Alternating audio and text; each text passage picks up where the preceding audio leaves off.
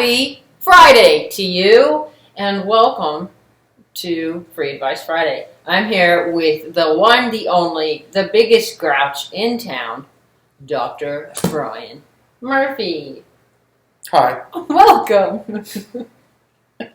So, today we're going to talk about a topic that is very irritating to Dr. Murphy. He doesn't want to talk about this. He thinks it's dopey. But like all of our topics. I think it's important to talk about. And the reason is because literally a lot of our patients have this issue. Not a lot of them, but we have a good chunk of patients who will have this issue from time to time.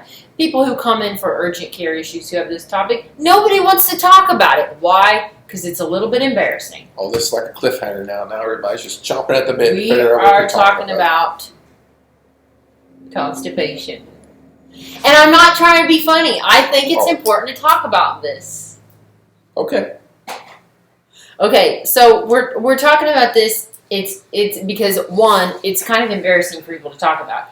Usually people who come in and talk about having constipation are like, I'm having a little trouble going to the bathroom. They're even embarrassed to admit it. So what I thought we could talk about today is just make a real quick Free Advice Friday. Tell people a couple hot tips on how to help them with constipation. Okay, so somebody comes in and they are having issues. Number one, what's the first question you ask them? Are you having any trouble? And they're like, well, yeah. That's why First I'm question, asking. what is your name? That'd be the first question I ask. Well, so is drinking water something they need to make sure they're doing? Yeah, gotta stay hydrated. Okay, so staying hydrated. And try to drink, not so much even water, but water with a lot of electrolytes in it helps. So like Gatorade 2, the kind with 0 calories. Is good. Gatorade 2 has calories in it. You want to do calorie-free Gatorade. I thought G2 was No, 0. that's cut down on Whatever calories. the 0, unless you don't care about calories, but most of our patients do care about calories. Okay, let's get back to the calories and the Gatorade. Yes, salts. so the reason it's important is bowels are a muscle, and it's a smooth muscle. It's what we call an autonomic muscle. You can't really control it, okay? So it's just going to react on its own. So they need energy, so it needs some sugar, but it also needs electrolytes. Okay, you got to have a proper balance of electrolytes. People that get dehydrated, sick, their bowels don't work because there's electrolyte balance for a lot of reasons. Corrects that. cool. So, and I think you see a lot more constipation in the summertime you do in the winter. So Just because people are hot, they're getting tired. hot and sweaty, dehydrated. That makes sense. Okay, so they're like, well, I am drinking a lot of water. We're not drinking electrolytes. Okay, and then they're like, but I do. Well, if there's a change in a bowel habit too. And some people Change their diet. Yeah, I mean, they change their diet, they go off what they normally do, and anything can upset them. Some people are really sensitive to it, other people not so much.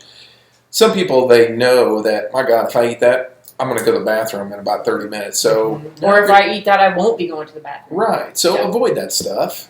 I mean, if you really need to go, well, if your trigger is biscuits and gravy, go eat some biscuits and gravy. Yeah. Go to the bathroom. Yeah. But, other things, too, that we're going to talk about is what you can take over the counter. And, there's things out there, and you'll hear these words, laxative abuse and stuff like that.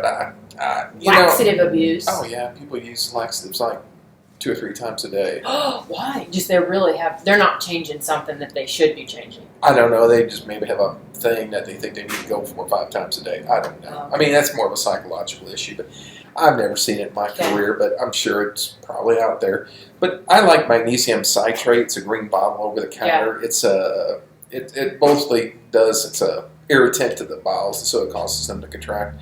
And then you can throw some stool softeners in there and some fiber, and that tends to help too. Yeah. Magnesium citrate too, if you've never taken it, I mean, it really works, so you'll want to make sure that you take it as directed. And it really is if you're stuck. And it's just salty water is all it is. And so magnesium citrate, Mom talks a lot about magnesium pills. If someone is like, I consistently have irregular bowels, should they be on any type of supplements regularly, like a once-a-day magnesium or a once-a-day fiber pill? I think that would be okay. I'm not so sure that magnesium pills work as well as other things, but just shop around, do what works for you, because everybody's going to be different. Some people, the magnesium citrate doesn't really help them. Other people say, oh my God, it's too powerful. So shop around and just work it out yourself. There's plenty of stuff over the counter. And when in doubt, ask a pharmacist. There's all kinds of stuff at a pharmacy. Have you heard of that Cascara Sagrada? I've heard of it, yeah.